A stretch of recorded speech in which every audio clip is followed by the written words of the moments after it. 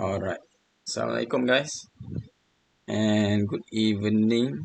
So yang ni is the intensive Katia course part 2. So malam ni kita akan cover part design, basically basicnya lah dulu. And then aku nak sentuh sikit pasal image transfer yang semalam. Lepas tu cara kita save sesuatu CAD file tu. And then kita move on kepada assembly basics. So harap-harap sempat semua kita cover and then kita proceed pada PMT punya assembly. So yang penting dalam part design ni ada 4 sketch based feature toolbar, dress up feature, yang reference element, transformation, dengan dengan yang ni. Yang ni apa ni, surface based feature sebenarnya. Okay, before aku buat pad, kita tengok pada apa ni, kita punya specification tree yang dekat sebelah kiri ni. So yang first body ada pad and then pocket, shaft, groove semua ni kan. So biasanya kalau kita buat sketch contohnya dekat pad ni kan. Okay, kalau aku tekan sketch 4 ni, sketch 4 ni under body yang bernama pad. So bila kita nak buat pad, make sure pad tu ada dalam aku nak pad tu kat dalam body pad ni. Yang gear semua ni nama dia body, tapi yang atas kali ni aku bagi nama dia pad. So aku nak dia punya pad of this sketch ni under body pad ni. So kalau contohnya aku dekat sini kan. So kalau aku define work in work object, ini akan membuatkan aku punya pad nanti yang aku nak buat sekarang ni ada dekat sini, sama dekat bawah ni. Dia bukan dekat atas ni. So kalau aku tekan pad and then tekan sketch ni, nampak tak? Dia ada dekat bawah ni.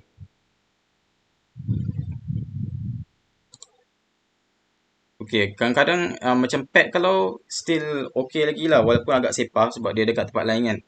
Still boleh proceed lagi untuk buat pad tu. Sebab benda tu creation tau.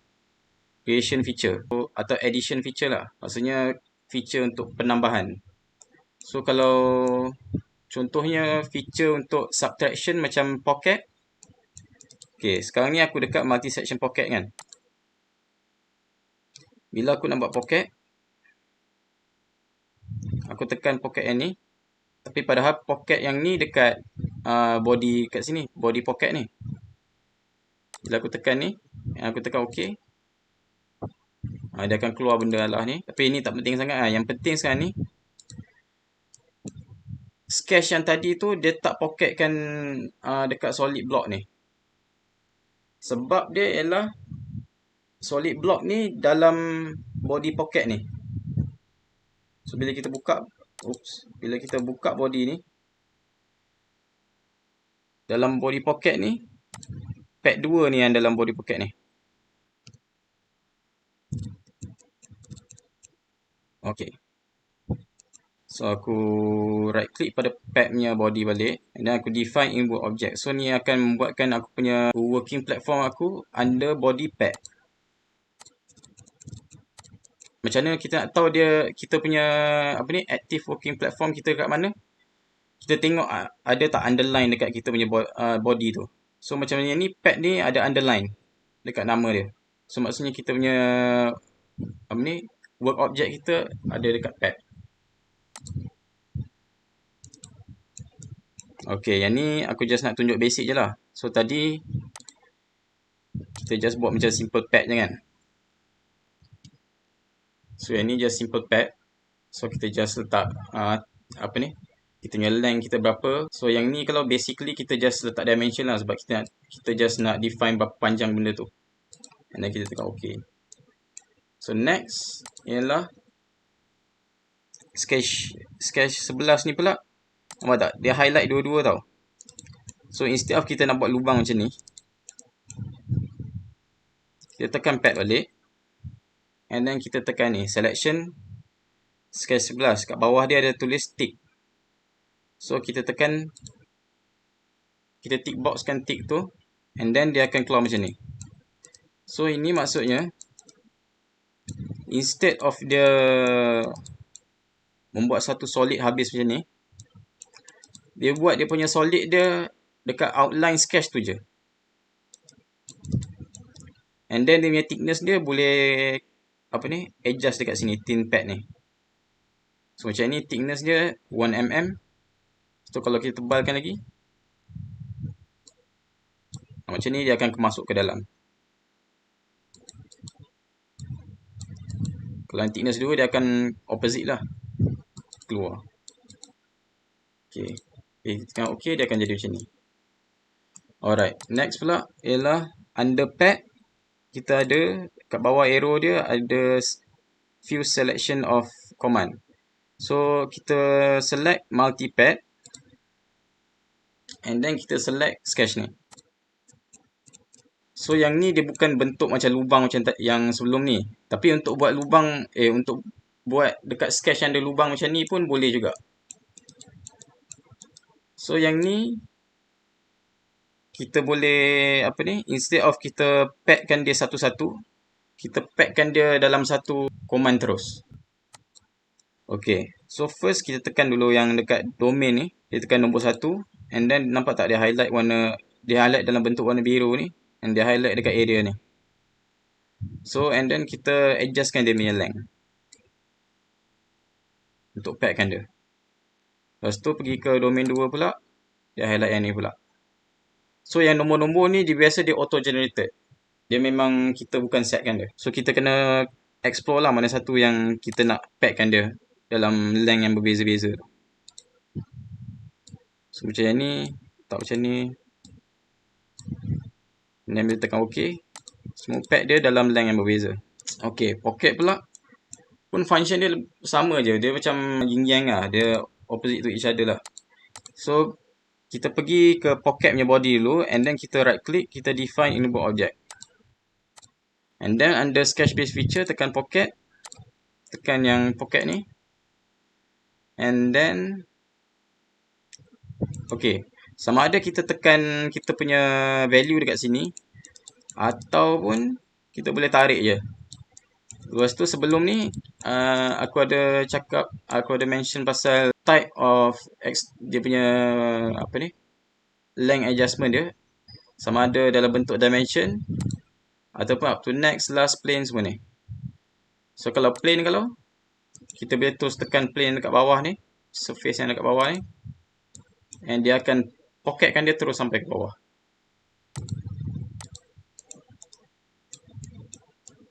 Okay, next pun sama juga. Macam yang ni, dia instead of specify one plana surface. Sekejap, aku tukar dulu yang ni, dimension. Okay. Okay, instead of kita buat satu whole pocket macam ni, kita buat dalam bentuk thickness. So thickness pun sama juga dia punya function dia, macam pad. And then last one is multi pocket. So multi pocket pun sama juga. So lebih sama juga macam yang aku tunjuk tadi tu. Kita boleh tarik juga dia punya length of pocket tu. So kalau macam ni kita boleh tarik ikut dia punya arrow dia ni. Okay. So next kita pergi ke shaft.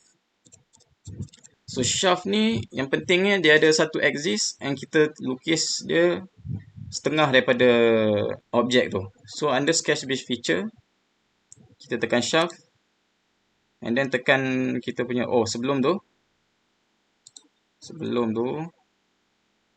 kita right click shaft punya body ni dekat specification tree, and then define input object, and then baru kita tekan shaft, tekan sketch yang pertama ni. So shaft ni kita boleh buat 360. Kalau macam ni 360 kan. So nak tukar angle pun boleh semua tu. Nanti aku tunjuk tip profile pun boleh. So yang ni aku tekan OK. And then yang ni pula, okay. Yang ni kalau dia punya thickness dia berbeza. dalam dia punya cross section dia. So dalam case macam ni kita tak boleh guna yang macam thickness punya mode tu. So kalau aku tekan yang last kali ni dan aku tukar kepada thick profile, aku tekan OK.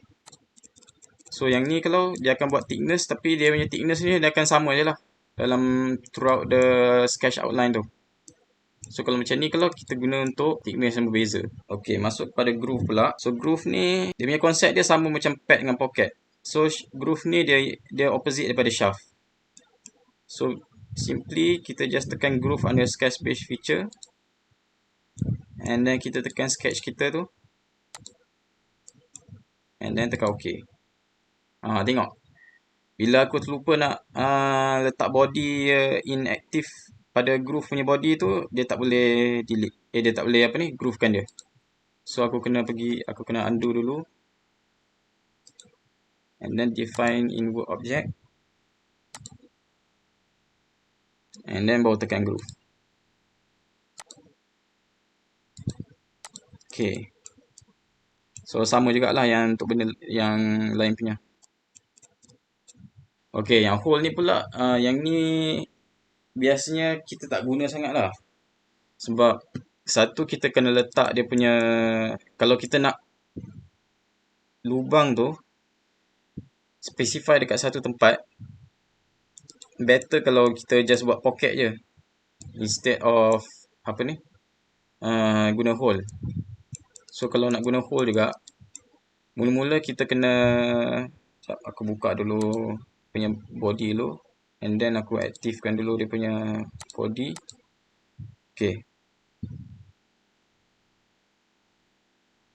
dia kena ada point tau. So point ni kita kena define kan berapa jarak dia punya ni. Kadang-kadang dia punya point ni macam susah sikit nak accurate kan dia. So better kalau kita buat ni dalam Sketcher Workbench. So kalau nak guna hole, kita tekan hole, and then tekan surface dia. Lepas tu kita boleh lah adjustkan dia punya diameter ke apa semua tu lah. Okay, yang ni kalau bila kita nak letak thread ni dia ada dekat sini juga sebenarnya. Thread and tab ni. So thread ni untuk letak macam machine screw ke apa semua tu kan. So yang ni kalau bila kita letak threaded punya hole, dia takkan nampak kat dalam Katia tau. Tapi bila dalam drawing nanti, dalam drawing yang kita akan guna untuk buat front view, top view semua tu, dia akan appear dia punya simbol dia.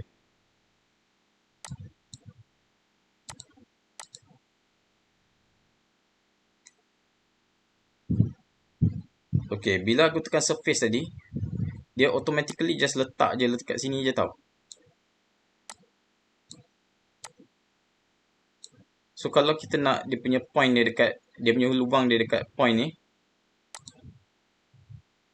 kita tekan hole, and then kita tekan dekat point tu, and then baru tekan surface. Nampak tak? Baru dia letak dia punya lubang dia dekat lubang tu. Okay, kita proceed pada rib dengan slot pula. So rib pula dia sejenis addition feature juga. So kita tekan under sketch base feature, kat sebelah hole ni ada rib, and then profile, contohnya aku tekan yang ni, and then center curve dia, silap profile dia. Okay, profile dia kena, sekejap ni macam tak ada ni. Sketch 2. Tak apa, aku tunjuk yang ni je. Okay, dalam rib atau slot, dia kena ada dua benda tau. Satu profile dia, yang mana dia punya cross section of the rib tu. Lagi satu path. So yang ni dia punya pathway of the rib tu untuk dihasilkan.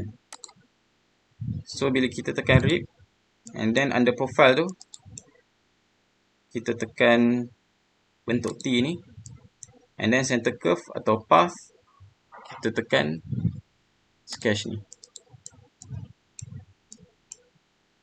So dalam ni kita boleh nampak dia punya preview dia kan. And then kita boleh tekan OK.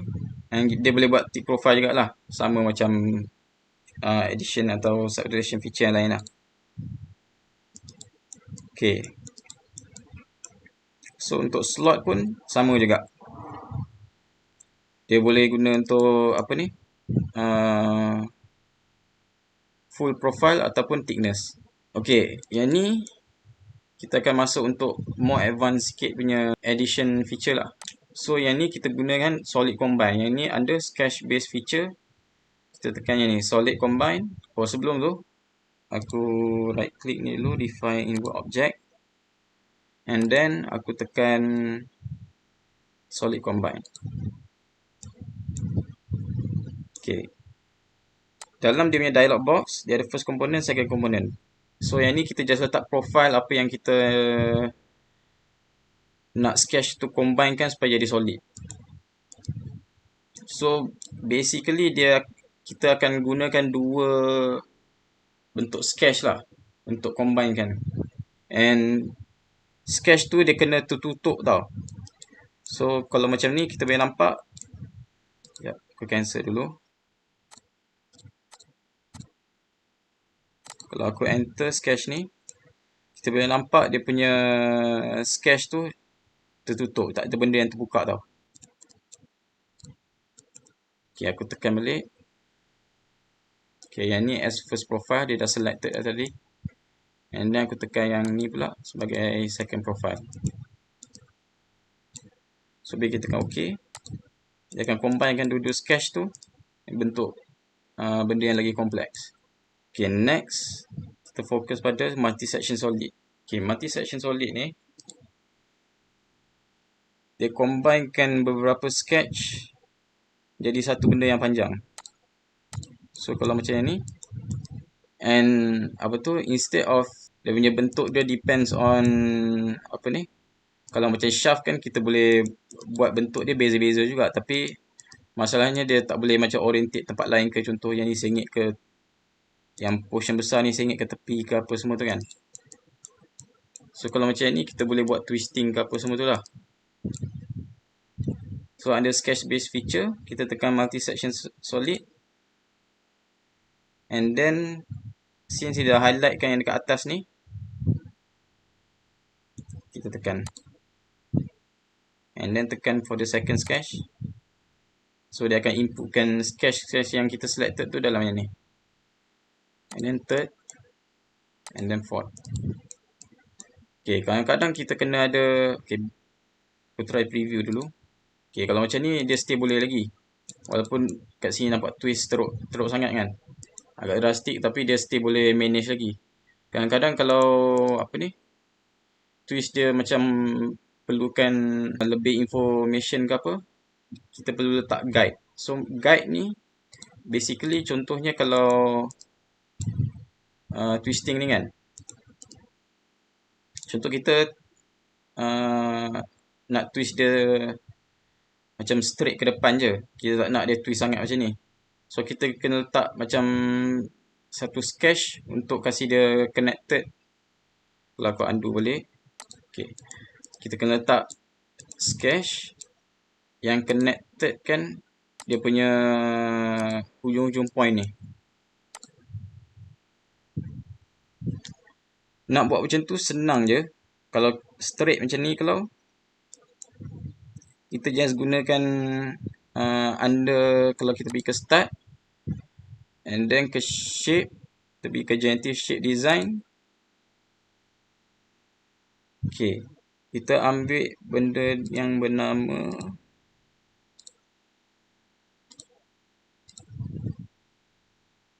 polyline. So bila kita tekan polyline, and then kita tekan first point kat sini dulu, and then kita tekan second point. Oh, tadi terselect tu kot. Sekejap cancel dulu. Okay, aku tekan first point kat sini dulu, second point, third point, and last kali. So, bila kita tekan OK, line ni dia dalam bentuk 3D tau. So yang line ni kita tak buat under sketch. So yang ni contoh lebih kurang kalau kita nak extra guide ke apa lah. Okay, aku balik kepada part design balik. And then kita tengok yang last punya multi-section pocket. Multi-section pocket, aku pergi ke body dia dulu. Define input object. And then dia punya proses dia sama juga. So kita addkan semua sketch ni kat dalam selection box ni. And then tekan OK. So settle. Alright, setakat ni ada apa-apa soalan tak? Syamil, yang multi-section solid tadi tu, Okay. dah buat guide kan. Nak masukkan guide dia dekat function tu macam mana? Okay, sekejap aku pergi ke buat objek dia. And then aku tekan balik multi-section solid. Okay, first sketch aku dah select. Second, third, fourth. Kadang-kadang kalau kita letak guide ke apa pun kan, walaupun nampak macam okey kan. Nampak macam apa yang kita nak. Tapi kadang-kadang dia akan keluar error juga tau. So, kita kena try juga lah untuk benda ni. Okay, aku try dulu letak guide ni. So, aku select yang titik tadi tu. And then aku select line yang aku nak jadikan guide tu. So, dia akan add up dekat sini. So, bila aku tekan preview, hopefully dia ada lah. Kalau macam ni, kalau kita kena try cara lain jugalah. Nampak tak? Dia ada bagi macam preview dia. Dia nak lagi banyak information.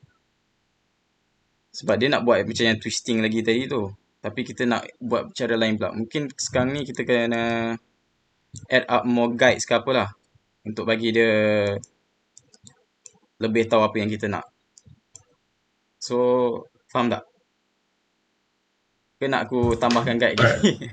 Faham. Faham So kena main-main lah guide tu sampai dia boleh accept lah. Kalau macam ni kalau mungkin kena letak 4 lagi ke setiap corner tu kan. Okay. Alright. As long as dia touch the first section dengan yang last kali yang belakang. Yes. Sebab dia kena apa ni? Guide each of the sketch tu dia nak pusing twist dia macam mana. Alright, okay. Okay, yang ini kalau yang aku dah siap punya lah. So kalau aku nak tunjuk kat korang pasal dia punya apa ni? Reference ni kan. Aku hidekan dia punya aku showkan dia punya reference balik. Dan aku hide yang ni, solid body ni. Lepas tu aku tukar shading kepada shading with material. Okay. Kalau aku pergi ke yang reference site ni kan, aku right click BNW tiling ni, pergi ke properties, and then pergi ke texture. Okay. Perasan tak dia punya, dia tak tunjuk okay, sekejap. Ataupun aku tunjuk yang top, sebab top kalau boleh nampak yang dekat luar ni sekali.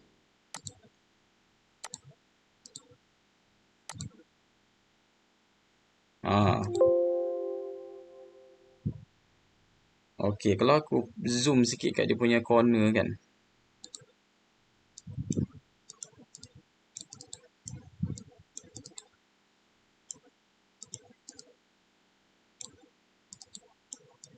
Nampak tak dia punya brake caliper ni?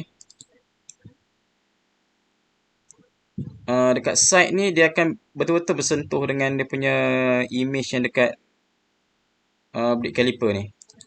Kalau yang macam semalam tu aku tunjuk, aku lupa nak cakap pasal apa ni? Image adjustment tau. So image adjustment ni bila contohnya kalau kita tak gambar satu objek tu, macam brake caliper ni kan. Mungkin macam ada outline yang terkeluar sikit tau. Contohnya macam ni kan. So kalau boleh kita nak dia as rapat as possible. Walaupun dia punya image dia akan terkeluar sikit daripada dia punya surface dia. Tapi yang pentingnya kita nak dia as dekat as possible dengan boundary surface ni. Sebab dia ialah supaya dimension kita as accurate as possible. Sebab contohnya macam yang ni kan. Yang ni kalau aku ukur,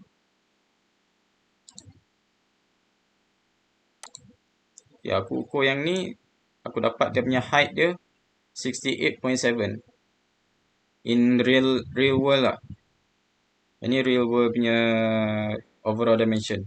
So aku nak dia punya gambar ni pun bukan dia punya gambar, specifically gambar brake caliper tu, bukan dimension gambar ni. So aku nak gambar brake caliper ni betul-betul touching dekat boundary dia. Kalau macam ni kau nampak dia ada sikit lagi ni. Kalau macam yang tadi tu, nampak pula yang tadi. Ni pun sama juga, dia kena dekat sikit. Macam top tadi tu. Top tadi tu okey. Kalau macam ni kalau memang dah betul-betul kena lah. So bila kita nak transfer image tu ke dalam Katia and make sure dimension overall yang kita ambil dekat real world tu ialah apa yang object tu punya dimension tu fit dengan dia punya surface ni. Okay, so kita masuk kepada basic assembly.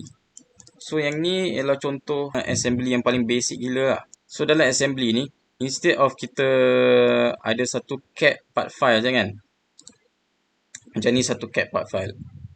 So kita akan ada multiple CAD part file yang mana ibu dia ialah CAD product file. So kalau kita tengok dekat dalam simple assembly punya ni kan, punya file ni. Okay. So dia ada 3 CAD part file and then ada satu assembly CAD product ni. Okay, instead of aku tunjuk yang ni dulu, aku nak buka assembly yang kosong dulu. Okay. Bila kita buat sesuatu assembly kan, kalau benda tu benda baru ke atau benda yang tak wujud lagi, kita boleh je dalam assembly punya workbench ni, kita insert new part. So ni dia akan insertkan new CAD part file yang kosong punya. So bila kita tekan ni, and then kita kena tekan nama CAD product tu, yang mana dekat spec 3 ni. So in this case, dia punya nama dia product 2. So nampak tak, dia akan pop up kan a new CAD part file yang kosong. Okay, aku undo dulu. Kalau kita dah ada CAD part file yang dah sedia ada punya kan, kita tekan pula existing component. And then kita tekan product 2 ni. Okay, dia akan bukakan browser box ni. And then kita cari lah kita punya part file tu. Okay, aku buka main block dulu. Sebab aku buka main block dulu sebab dalam assembly kita akan assemblekan produk kan.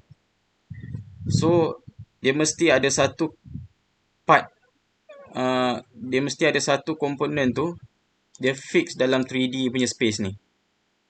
Sebab bila kita attachkan komponen lain dekat part ni, dia akan bergerak tau. Maksudnya dia takkan garantikan benda ni akan fix kat sini kalau kita tak buat apa-apa dengan benda ni lah. So nak kasih dia fix dekat 3D space ni, kita kena pergi ke constraint and then kita tekan fix component. And then kita tekan kita punya part yang kita nak fix tu.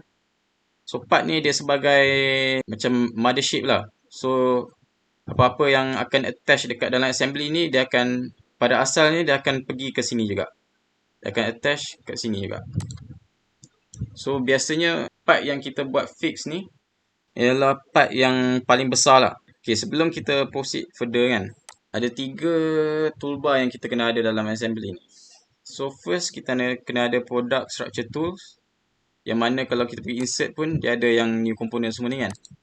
Kat sini pun dia ada component, product, part, existing component. So ini kat sini pun kita boleh tekan juga. And then ada move. Yang ni kita tak guna sangat untuk dalam assembly biasanya. Biasanya kita nak gunakan contohnya macam manipulation ke apa. Kita nak gunakan untuk bergerakkan dia based on constraint. Tapi itu nanti dulu. And then the last one is constraint. So constraint ni yang paling penting untuk belajar lah untuk dalam assembly ni. So ini akan gunakan untuk attachkan benda securely dekat kita punya assembly. Okay, next aku akan insertkan pin dengan drawer. So aku just tekan control and aku holdkan dia and aku open.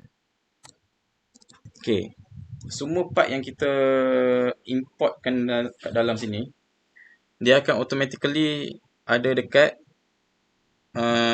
origin of the fixed component yang kita buat tu. Kalau kita tak gerak lagi fixed component, kita tak gerak lagi main block ni, dia akan ada dekat situ je. Okay. Untuk gerakkan komponen ni, kita ambil kompas yang dekat top right corner ni, ambil guna red point tu, hold and drag, and letak dekat yang warna hijau ni. So bila dia dah highlight mana-mana geometrical parts dekat warna hijau ni, contohnya dia highlight surface yang ni kan, warna oranye, maksudnya kita dah select part ni sebagai benda untuk kita gerak. And lagi satu, dia dah jadi warna hijau, maksudnya ada benda yang kita boleh gerakkan. So nak gerakkan, kita just tarik je any branches yang dekat kompas ni. Lepas tu kalau kita nak rotate, kita just drag any circular quarters yang dekat kompas ni. So kita just boleh drag macam ni je. Okay, aku undo dulu.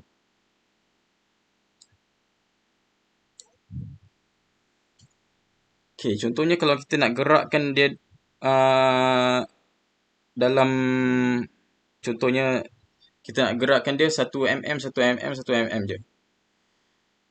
So kita letak balik kompas ni, and then kita right click kompas ni, kita tekan edit. Okay, dalam edit ni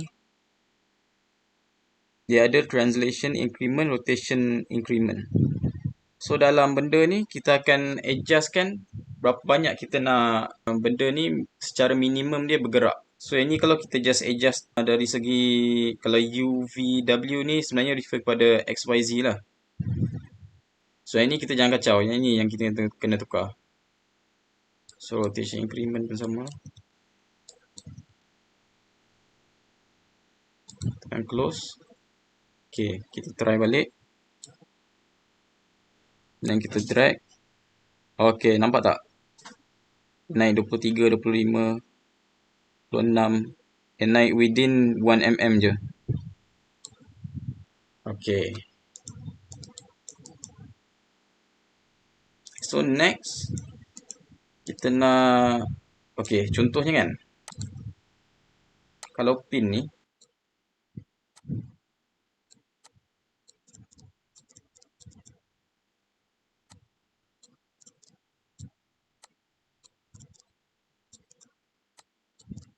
okay, kalau pin ni dia ada betul-betul kat dalam main body ni kan, so kita tak boleh nak ambil tau. So instead of drag main body ni, lepas tu baru boleh ambil pin tu, kita tekan dekat, okay, kita ambil dulu kompas ni, letak mana-mana objek yang ada kat dalam ni. Contohnya aku letak kat main body kan, and then aku tekan pin ni. Aku tekan nama pin ni dekat specification tree ni, and dia akan jadi warna hijau juga. Tapi dia tak highlight apa-apa tau. Sebab sekarang ni dia tengah highlight pin yang kat dalam tu. Pin yang tu yang jadi highlight warna oranye. Okay, so sekarang ni kita just drag guna branch ni ke atas. So dapat keluarkan pin tu. Okay, sekarang ni kita ada satu pin je. Kita ada dua pin. Tapi kalau kita masukkan pin lagi satu, Katia akan jadi confused tau. Sebab dia ada dua part name yang sama. Instead of buat macam tu, kita right click pin ni dekat nama produk dia ni, nama part dia, and then kita tekan copy instance. Lepas tu kita tekan kat produk 2, So nampak tak ada lagi satu pin ni. So yang first name ni dia punya part name dia. Yang second name ni dia punya assembly part name dia. So yang pin 2 ni nama untuk dalam nama pin ni dalam assembly ni. Okay. So ini aku tarik dulu ke atas.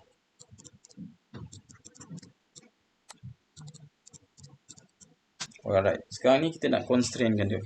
So untuk constrainkan dia, aku fokus pada pin dulu. Kita tekan coincident constraint. So coincident constraint ni, yang ni just tutup je. Coincident constraint ni dia akan alignkan mana-mana dua axis pada satu axis. So kita tekan axis. Okay, axis tu dia boleh appear sama ada dalam bentuk edge macam ni, edge of the main block ni, ataupun axis of the cylindrical punya shaft macam pin ni. So, kita tekan pin punya axis, and then kita tekan lubang punya axis. So dia akan appear ada bentuk bulat tu yang connected dengan line orange ni. So sekarang ni dia tak pergi gerak ke sana lagi kan. Untuk kasih dia gerak ke sana, kita tekan ada bentuk cakra ni. Nama dia update all untuk rasingan ni. Kita tekan benda ni, and then dia akan align kan. Okay, sekarang nampak tak? Dia dah align tau sebenarnya. Dia dah align, pin ni dah align dengan lubang tu. Tapi dia tak masuk ke dalam lubang tu. Ini sebab kita kena ada lagi satu constraint pula. So nama constraint yang lagi satu ni, nama dia contact constraint. So contact constraint ni kita gunakan biasanya untuk flat surface lah. Biasanya. So kita tekan flat surface ni, and then kita tekan underside of this pin ni, and then baru kita tekan update all. So dia dah masuk. Dia dah betul-betul masuk. Okay. Salah satu penting kita buat constraint dalam assembly ni kan. Contohnya kalau aku letak compose ni, and then aku letak dekat atas main body kan, and then aku gerakkan main body ni tempat lain, aku gerakkan pin ni ke tempat lain. Oops. And then bila aku tekan update all balik kan, dia akan masuk balik ke tempat asal. So kita punya assembly tu lebih kemas lah, and lagi senang untuk prevent banyak-banyak sepah macam tu. Okay, next kita nak masukkan drawer ni pula. Okay, drawer ni kita boleh guna sama ada coincident constraint. Kita coincidentkan edge ni dengan edge belah dalam ni, and then tekan update all.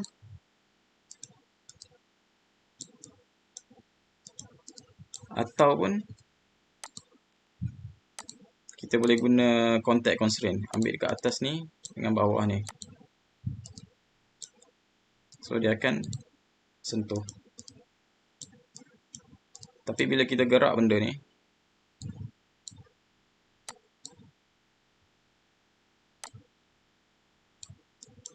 contohnya aku gerak ke bawah sikit kan, aku tekan update all, dia tak masuk ke dalam sebab dia just contact dia supaya surface ni dengan surface ni align.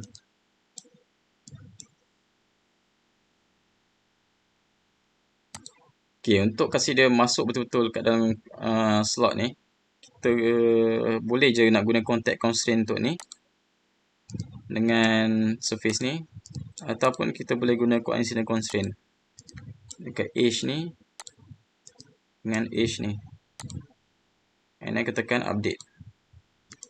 So dia dah betul-betul masuk kat dalam.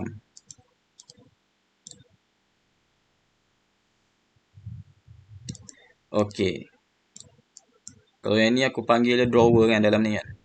So kalau contohnya aku tak nak drawer ni, contact constraint aku tak nak drawer ni, dia punya surface kat sini dengan surface kat sini ada jarak sikit. Aku tak nak dia contact constraint. Kita boleh guna next punya constraint, nama dia offset constraint. So offset constraint ni, under constraint toolbar, offset constraint ni yang akan offsetkan kita punya surface atau line pada jarak yang kita setkan lah. So macam ni, aku dah select dua surface ni, surface main body dengan surface drawer kat dalam, and then dia akan keluar dialog box ni. So dialog box ni, kalau macam ni, dia auto detect dia as orientation dia opposite. Yang maksud dia, dia punya apa ni, surface main body ni pandang ke arah, kalau macam ni ke arah kiri, kalau yang ni pula ke arah kanan. So contohnya kalau surface ni, aku cancel dulu. Contohnya kalau surface ni ada kat dalam ni, kat belakang ke kan.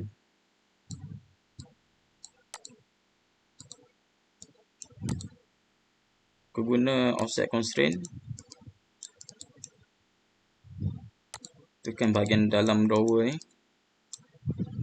Tekan yang kat bahagian depan main body.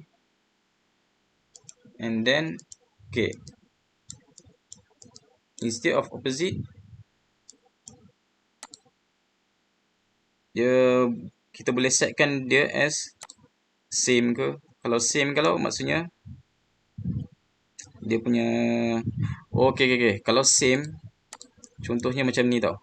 Sebab yang ni kalau dia masih apa ni, dia punya surface dia pandang arah dia oppositely lagi. Kalau contohnya kalau nak same surface ni dengan surface belakang drawer ni, bila aku tekan offset constraint, tekan dekat belakang main body ni dengan belakang drawer, nampak tak? Dia keluar same instead of opposite. Dia automatically detect dia as same sebab dia same direction. Okay. So kalau macam ni, kita boleh just adjustkan je kat sini. Kalau macam tadi tu lagi proper lah, sebab kita nak tahu distance dia drawer kat bahagian depan tu dengan bahagian depan main body tu. Tapi boleh je kalau kita nak guna kat bahagian kat sini. Tapi instead of kita guna positif punya value macam ni 138 kan, kita kena guna negatif. Sebab bila kita guna positif, contohnya aku letak 50 kan, aku tekan update all, so dia akan 50 terkeluar. Dia akan measure as macam ni untuk same punya mode.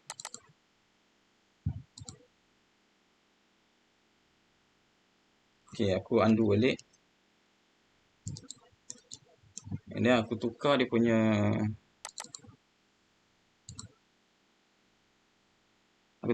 mode, aku tukar dia punya value dia pada negative 50. And then aku tekan update all. So dia akan ke dalam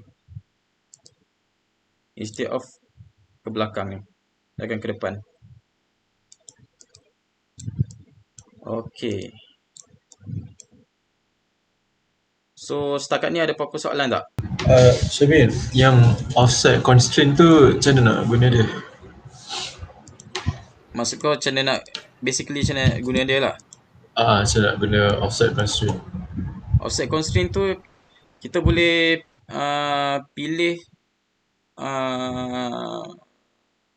antara surface, antara line ataupun antara line dengan surface. Dia lagi versatile jugalah.